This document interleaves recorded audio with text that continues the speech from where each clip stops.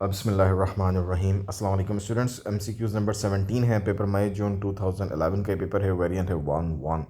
Students variant 1-1, 1-2 और 1-3 के questions जो हैं वो मिलते जुलते ही हैं और बस उन्होंने उनका सीक्वेंस चेंज किया हुआ है। बाकी क्वेश्चंस वही एक जैसे ही हैं। An experiment is set up find out to which metal is the best conductor of the heat balls are stuck with wax to rods made from the different metals as shown in the diagram 1. The rods are then heated at the one end.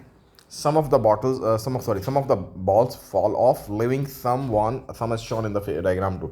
Which labeled metal is the best conductor of the heat? इसमें आपने देखना कि कौन सा metal जो है वो best conductor है।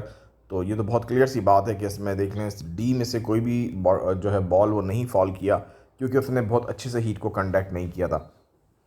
लेकिन अगर आप देखें तो ए में जो है वो सबसे ज़्यादा बॉल्स फॉल कर चुके हैं, तो इसलिए हम कह सकते हैं कि ए ने जो है बहुत अच्छे से हीट को कंडक्ट किया और हीट यहाँ से होती हुई, इसको हम थोड़ा सा और बड़ा कर लेता हैं, हीट यहाँ से होती हुई बहुत जल्दी ए तक पहुँची है, जबकि बी में इतना तेज़ी से हीट उसने मूव नहीं किया, यहाँ तक पहुँची है बस। तो इसलिए एक ही बॉल गिरा है, जबकि यहाँ पे सी में कंपैरेटिवली ए के मुकाबले में थोड़ा सा ज़्यादा पहुँची है, तो उसमें बॉल दो गिर गए हैं। लेकिन डी में जो स्पीड है मूव करने की वो तो बहुत ही स्लो है, क्योंकि अभी तक यहाँ पे कोई वैक्स जो है वो मेल्ट ही नहीं हुआ, जिसकी वजह से कोई बॉल फॉल आउट नहीं हुआ। तो इसमें जो सबसे अच्छा कंडक्ट किया हीट ने वो ए में किया और वहाँ पे बॉल ज़्यादा गिर गए हैं, तो उसका ऑप्शन ए बिल्कुल करेक्ट ऑप्शन है। नेक्स्ट MCQs की तरफ चलते हैं। तो नेक्स्ट MCQs में हम बात करते हैं नंबर 18 में। Food is kept in a cold box which use the two ice packs to keep it cool. Where should the ice pack be placed to keep all the food as cool as possible? अच्छा जी, ice pack को आपने कहाँ रखना है? Both at the bottom of the box, बिल्कुल भी bottom में ना रखें, और कोशिश करें कि वो जो आप आइस पैक रख रहे हैं ना वो उसके पास टॉप पे हो। इसकी रीज़न ये है कि जब आइस पैक आपके पास टॉप पे होगा कहीं पे, तो जो कूल एयर है तो वो कूल एयर हमेशा कहाँ मूव करती है? नीचे की तरफ जाती है। अगर ऑलरेडी आप उसको नीचे रख देंगे तो वो एयर तो नीचे ही रहेगी, ठीक है ना। तो इसलिए हम कोशिश करेंगे कि बॉक्स में जिस तरह के हम उसकी बॉक्स की पैकिंग बनाएं कि वो जो हमारे पास आइस है वो बॉक्स के टॉप पे एडजस्ट होनी चाहिए। तो ऑप्शंस में भी देख लेते हैं हमारे पास कौन सा ऑप्शन है। Both at the bottom of the box तो मैं बता चुका हूँ, पॉसिबल ही नहीं, वरना कोल एयर तो नीचे रहेगी ना, ऊपर तो नहीं जाती। Both at the top of the box, बिल्कुल ये ठीक है, ताकि कोल एयर नीचे की तरफ जाए और एक कन्वेक्शन करंट सेटअप हो सके। One of the front end one at the box of the, ये भी बिल्कुल ठीक नहीं है कि one at the front end one at the box back of the box, बिल्कुल भी नहीं, सवाल ही पता नहीं होता। One at the left and one of the right, ये तो फिर आउटसाइड चलेगी बात आपके पास, ये भी इतना नहीं है। बहरहाल इनसाइड या आउटसाइड ये आपके पास कहीं पे भी प्लेस करें, लेकिन टॉप पे होना बहुत ज़रूरी है। तो बी ऑप्शन आपका बिल्कुल करेक्ट ऑप्शन है।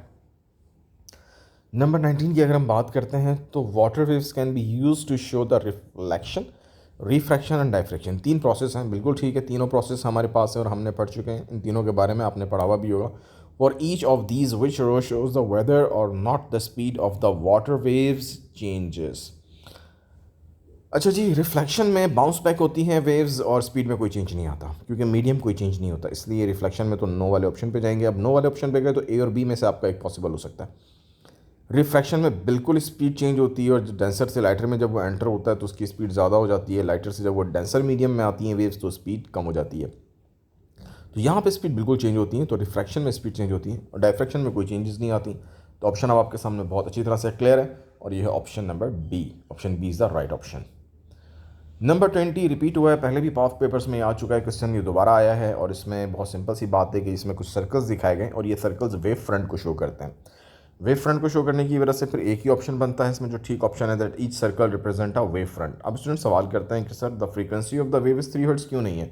तो क्वेश्चन में अगर आप गौर से पढ़ें तो क्वेश्चन ये कहता है कि in the 2 seconds 3 waves crest are produced, यानी 2 सेकंड में 3 वेव क्रस्ट प्रोड्यूस हो रहे हैं। तो इसकी जो फ्रीक्वेंसी होगी 1 सेकंड में कितने हो रहे हैं? 1.5 हो रहे हैं। आप निकाल भी सकते हैं, रेशो मेथड से इसको निकाल सकते हैं इजीली।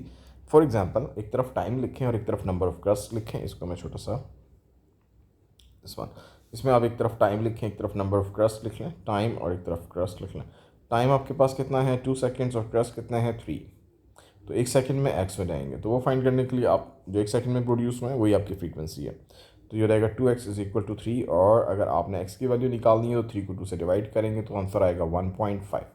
तो यहाँ तो फ्रीक्वेंसी 1.5 बन रही है, जबकि उन्होंने ऑप्शंस में x फ्रीक्वेंसी 3 का है, जो कि रॉन्ग ऑप्शन है, इसलिए आपका डी पॉसिबल नहीं है। सी बिल्कुल ठीक है, करेक्ट है, each circle represent a wave front. Distance y is the wavelength of the waves, बिल्कुल भी नहीं है वेवलेंथ ऑफ द वेव्स, ये डबल ऑफ द वेवलेंथ है। एक्स हाँ वेवलेंथ है, लेकिन उसमें उन्होंने एक्स को वेवलेंथ के बजाय एम्पलीट्यूड का नाम दे दिया, जो इसलिए ऑप्शन आपका ए भी पॉसिबल नहीं हो सकता। आई होप ये सब आपको क्लियर हो गए होंगे, काफ़ी डिटेल में मैंने आपको ये एक्सप्लेन कर दिया है। Thank you guys, so nice of you.